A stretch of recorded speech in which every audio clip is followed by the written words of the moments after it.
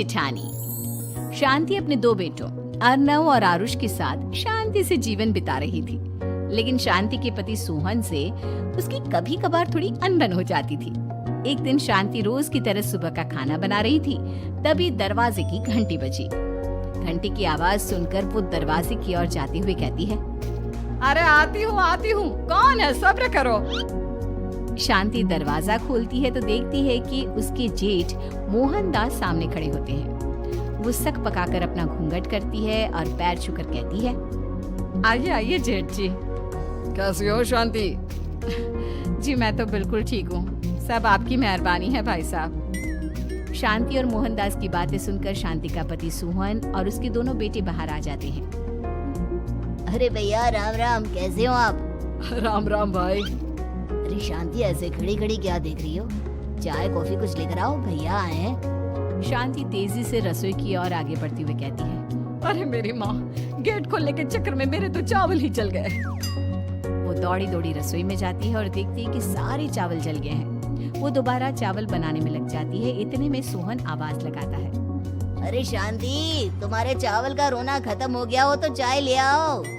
जी लाती हूँ अभी।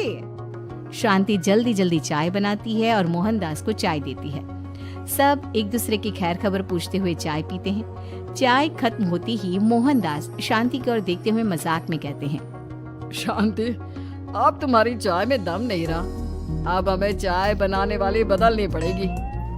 ये कैसे मुमकिन होगा जेठ जी? घर और बाहर का सारा काम मुझे ही करना पड़ता है और कभी कभी जल्दी जल्दी के चक्कर में काम बिगड़ जाते हैं, जैसे आज चावल जल गए। अरे इसी का तो हल लेकर आया हूँ। मैंने रिश्ता देखा है अर्नव और आरुष के लिए। दोनों लड़कियां बहुत सुंदर और सुशील हैं। अगर आप दोनों इजाजत दें तो बात करूं आगे। सोहन और शांति रिश्ते की बात सुनकर कहते हैं, अब ठीक है, बात चलाइए ना भैया, पर पहले लड़की के बारे में कुछ बताइए तो सही। हाँ हाँ भाई साहब, लड़की कैसी है, परिवार कैसा है, कहाँ के रहने वाले हैं? देखो परिवार तो बहुत अच्छा है, पर वे दोनों लोग बहुत गरीब हैं। दहेज में कुछ मिलेगा नहीं। अरे हमें दहेज में कुछ चाहिए भी नहीं, बस लड़की संस्कारी होनी चाहिए। एक लड़की तो पढ़ी लिखी है और शहर की रहने वाली है, और दूसरी अपनी गरीबी की वजह से पढ़ न सकी और गांव में रहती है, लेकिन दोनों है बहुत खूबसूरत। अगर तुम सबको देखते ही पसंद ना आ जाए तो मेरा नाम बदल देना। आप पर तो हम आके मूंद कर भरोसा कर सकते हैं भैया। आप आगे बात चलाइए, हम शादी करने को तैयार हैं। कुछ ही दिन में अर्नव और आरुष की शादी हो जाती है। आरुष की शादी अनपढ़ लड़की मंजरी से हो जाती है, जो कि बहुत भोली भी होती है, और अर्नव की शादी पढ़ी लिखी लड़की तनुजा से हो जाती है, जो कि घमंडी और चालू होती है। एक दिन मंजरी घर के काम कर रही थी कि अचानक शांति उसे आवाज लगाती है, बड़ी बहू, ओ बड़ी बहू, मंजरी जल्दी यहाँ आओ। मंजरी जल्दी जल्दी शांति के पास जाती है। बेटा मेरे पैर दबा दे, बहुत दर्द हो रहा है। जी माँ जी, बस बर्तन धोकर आती हूँ। अरे बैठ यहाँ, मेरे पैर में बहुत तेज दर्द हो रहा है, बर्तन छोटी बहू धो लेगी। मंजरी शांति के पैर दबाने लगती है तो शांति तनुजा को आवाज लगाती है, छोटी बहू, ओ छोटी बहू। तनुजा थोड़ी देर से आराम से चलकर आती है। जी माँ जी, आपने बुलाया मुझे? आपको कोई काम था क्या? तो कुछ काम कर रही है या? शांति की बात काटते हुए तनुजा बोलती है, कुछ नहीं माँ, फोन पर अपने घर पर बात कर रही थी। अरे बाद में बात करियो अपने घर वालों से, पहले जाके बर्तन धो ले। तनुजा मुंह बनाते हुए अपनी जिठानी की ओर देखती है और मन ही मन कहती है, ये महारानी वहाँ बैठी है, ये नहीं कि बर्तन धो ले। मैंने इतनी पढ़ाई बर्तन धोने के लिए की थी क्या? तनुजा दांत पीसकर वहाँ से चली जाती है। अगले दिन सब दफ्तर चले जाते हैं, तभी डाकिया चिट्ठी लाता है।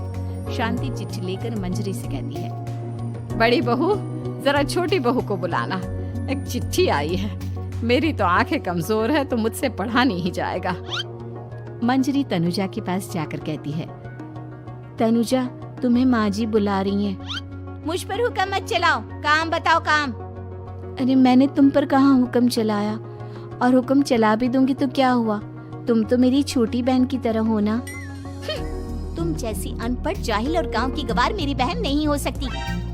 बेचारी मंजरी तनुजा की बात सुनकर अपना सा मुंह लेकर रह गई। कोई चिट्ठी आई है, माँ जी तुमसे पढ़वाना चाहती है, बस इसलिए बुला रही हैं। मुंह टेढ़ा करके तनुजा मंजरी का मजाक बनाती हुई कहती है, अनपढ़ कहीं की।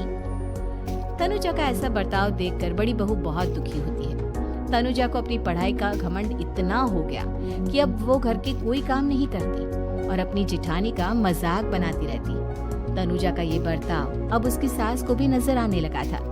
एक दिन शांति ने अपनी बड़ी बहू से कहा, मंजरी, तनुजा हर समय तुम्हारा मजाक उड़ाती है, तुम्हें गुस्सा नहीं आता क्या?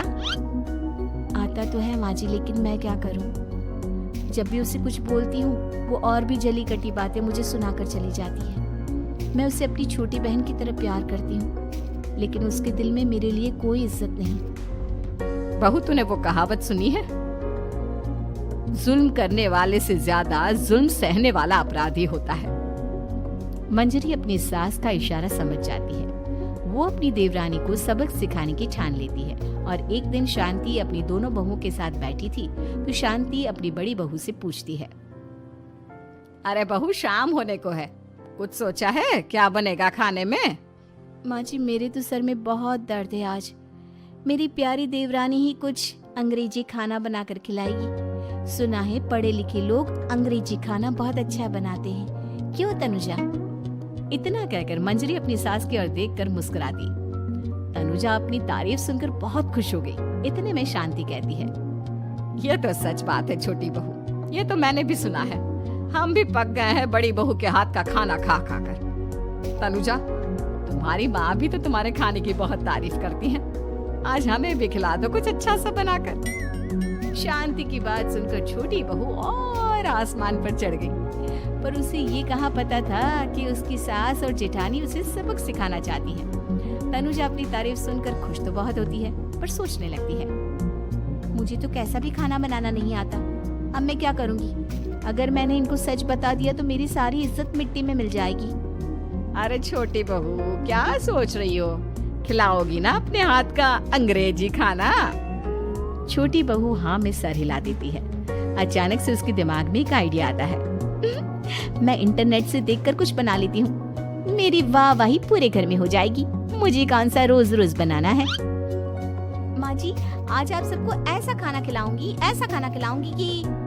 इतने में शांति छोटी बहू की टांग खींचती हुई कहती है कि पता नहीं कैसा खाना खिलाओगी, ए ऊपर वाले हमारी रक्षा करना।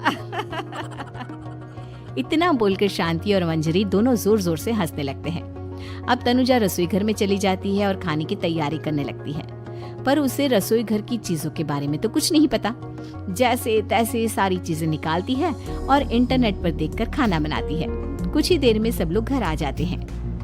अरे सुनते हो, आज का खाना हमारी छोटी बहू बना रही है। अरे वाह, आज तो फिर कुछ अंग्रेजी खाना खाने को मिलेगा। कुछ ही देर में खाना बन जाता है तो छोटी बहू सबका खाना लगा देती है। इतने में बड़ी बहू कहती है, क्या बात है देवरानी जी, आज तो बहुत अच्छी खुशबू आ रही है। ये बात तो सही कही बड़ी बहू तूने, खुशबू तो अच्छी है, ऐसी खुशबू तो मेरे खाने में भी नहीं आती। सब मिलकर छोटी बहू की बहुत तारीफ करते हैं और छोटी बहू 7वें आसमान पर बैठ जाती है। अब सभी खाना खाते हैं। जल्दी जल्दी दो, अब तो मुंह में पानी आ रहा है। हाँ हाँ, मुझसे भी नहीं रुका जा रहा। जैसे ही सोहन एक निवाला खाता है तो उसकी आंखों से पानी आने लगता है। ये देखकर शांति सोहन से पूछती है, क्या हुआ जी, खाना इतना अच्छा बना है कि आंखों से पानी आ गया? सोहन चुप रहता है और धीरे धीरे से खाना शुरू कर देता है। इतने में सोहन छोटी बहू से कहता है, बेटी तुम भी तो खाओ, तुम क्यों रुकी हो, खाना सच में बहुत अच्छा है। ये कहकर सोहन जोर से हंस देता है। फिर सब खाना खाने लगते हैं, लेकिन खाने में नमक और मिर्च तेज हो गई थी। तनुजा से कोई कुछ नहीं बोलता, बल्कि उसे भी खाने को कहते हैं। जैसे ही छोटी बहू खाना खाती है वो पानी पानी कहकर चिल्लाती है, पानी, इसमें तो पानी। ये खाना तो सच में इतना अच्छा बना है कि हमारे साथ साथ देवरानी जी भी इसके स्वाद को कभी नहीं भूल पाएंगी। सही कहा बहू। तनुजा को अपनी गलती का एहसास हुआ और उसने अपनी सास से कहा, माँ जी ये मेरी गलती नहीं है, इंटरनेट पर दिखाया था कि 4 चम्मच नमक और मिर्च डालने हैं। अब मंजरी को भी मौका मिल गया और उसने तनुजा पर तंज कसा। नाच न जाने आंगन टेढ़ा, हर जगह अपनी पढ़ाई दिखाती हो, दूसरों का मजाक उड़ाती हो। अब पता चला ना, हर चीज़ में पढ़ाई काम नहीं आती। और तुम तो शहर में रही हो, तुम्हें तो मुझसे भी अच्छा खाना बनाना आना चाहिए ना। बेटा, अगर तूने ठीक से सब सीखा होता तो आज तुझे शर्मिंदा नहीं होना पड़ता। बात शहर या गांव की नहीं होती। मंजरी गांव से आई है, लेकिन उसे घर का काम करना और खाना बनाना सब अच्छी तरह से आता है। तुम शहर में रही हो, तुमने ये सब क्यों नहीं सीखा?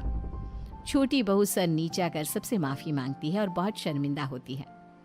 दीदी मुझे माफ़ कर दो, मैंने आपको बहुत बुरा भला कहा, पर आपने मुझे हमेशा ही माफ़ किया। आज मुझे अपनी गलती का एहसास हो गया है। अब दोनों बहुएं मिलकर घर का काम करने लगी और एक दूसरे को अपने गुण बांटने लगी। मंजरी ने अपनी देवरानी को खाना बनाना और घर का काम करना सिखाया, वहीं तनुजा ने भी अपनी जिठानी को पढ़ना लिखना सिखाया। शांति और सोहन ऐसी बहुएं पाकर बहुत खुश थे।